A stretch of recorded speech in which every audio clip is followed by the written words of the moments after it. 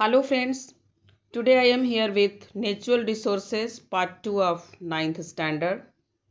In today's session, we are going to discuss water, a wonderful liquid, water pollution, soil, composition of soil pollution, soil erosion, causes, effect and prevention of soil erosion. So let us start the session. First, it is about water, a wonderful liquid. As we know that about 3/4 of our Earth's surface is covered by water, that is hydrosphere. And major part of water are found in seas and ocean. The important sources of water are river, lakes, ponds and even underground well. But fresh water is only in limited amount, that is 2.5%. And the major part of this fresh water is frozen as glacial ice. So very small amount, that is about 0.5% of water is remaining for living beings to perform various life activities. There are three forms of water. What are they? Solid in the form of ice, liquid in the form of water, and gaseous in the form of water vapor. Water is very essential for our life. All living organisms require water to maintain the level of water within the bodies. Why? Because cell is made up of about 70% of water. The presence of water at a particular place does not decide only the number of individuals of each species, but also decides the varieties of living organisms present there. Now the next topic is about water pollution. Like air pollution, whenever there is some undesirable changes in the water, then it is called water pollution. So these undesirable changes, what are present in water, they change the physical, chemical and biological properties of the water, and this causes water pollution. Water pollution affect aquatic life. Aquatic life means those organisms which are present in water. It is due to addition of undesirable substance to the water bodies or removal of some undesirable substance from the water bodies. This undesirable substance may be fertilizers, pesticides or some poisonous substance like heavy metals, mercury, lead, etc. Here you can see the photograph or figure of water pollution. Now next is soil. First we will read that how soil is formed. Soil is formed by withering of rocks on the surface of earth by different means, by different processes. So what are the different processes by which soil is formed? They are physical process, chemical process and biological processes. The sun hits the rocks during daytime. As a result, the rock expands, and at night the rock cools and hence contracts. So this contraction and expansion of rocks, it causes cracks in the rocks. As a result, the rocks get broken into smaller pieces. Water enters the cracks in the rocks, and when water freezes, it expands. As we know that the volume of ice is more than the volume of water.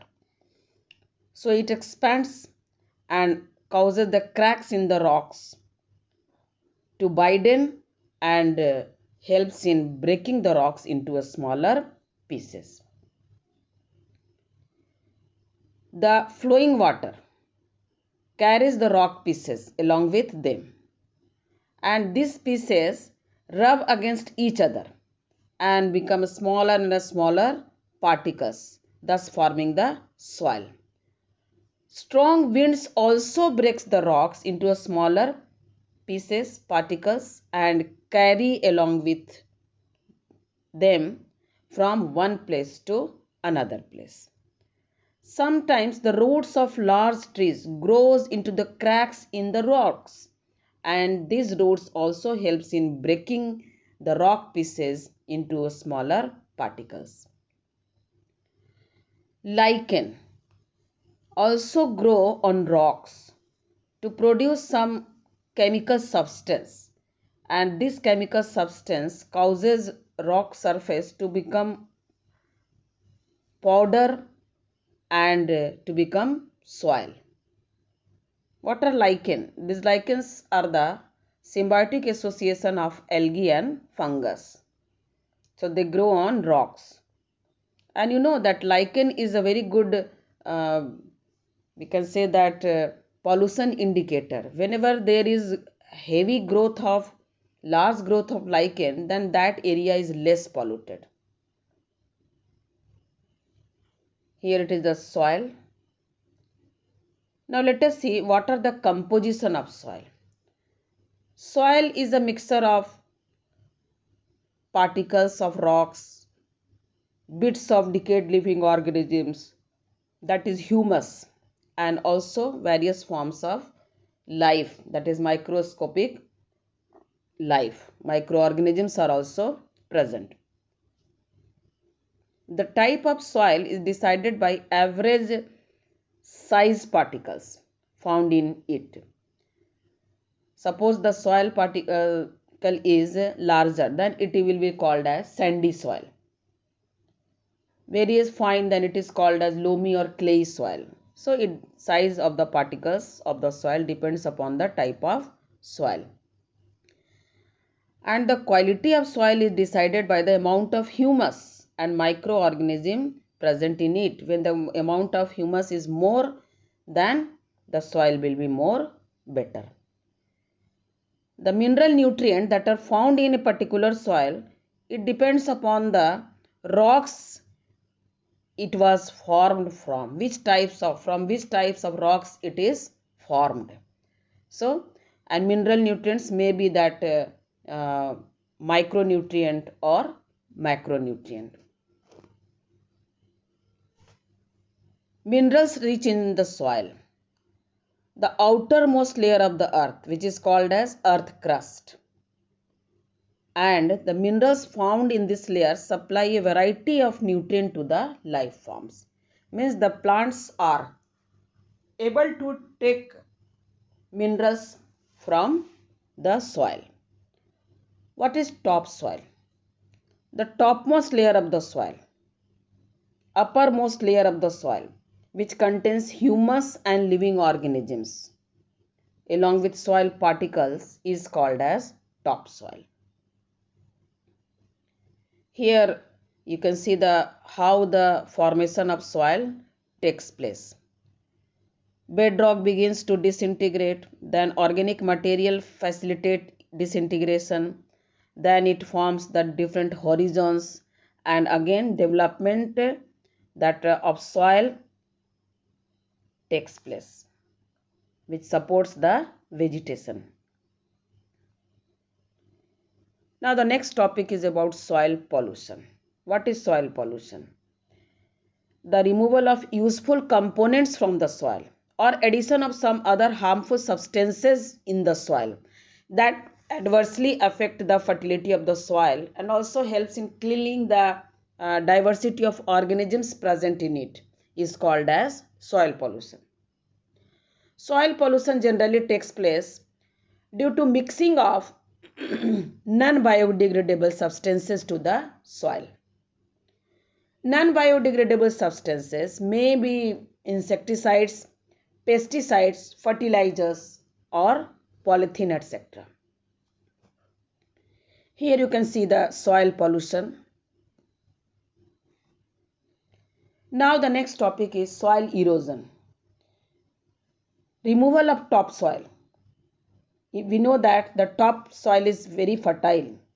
So whenever this removal of topsoil takes place by means of flowing water or by means of wind, then it is called as soil erosion. Sometimes large scale deforestation also causes soil erosion. Soil erosion can be reduced or prevented by covering the soil with vegetations, forestations, construction of bunds, dams, etc. So these are the methods by which we can prevent the soil erosion. Let us see one activity, effect of flowing water on the topsoil. Take 2 trays of same size or any container and fill them with soil. Plant some seeds of mustard or green gram in one tray and leave vacant in other tray. Water both the tray for few days till the first tray is covered by plant growth. Now tilt both the trays at the same angle and pour equal amount of water gently in both the tray. Then you will find that more soil is carried out of the tray or container which did not have plant growth. So this activity shows that vegetation reduces soil erosion. Why? Because the root holds the soil. Here it is shown. You can see here. This is the figure of soil erosion. Now let us see what are the causes of soil erosion. Soil erosion is due to deforestation, means cutting of trees on a large scale. Due to excessive flood, when flood occurs, it remove topsoil, overgrazing by cattle, forest fire, deep plowing. So these are some causes of soil erosion.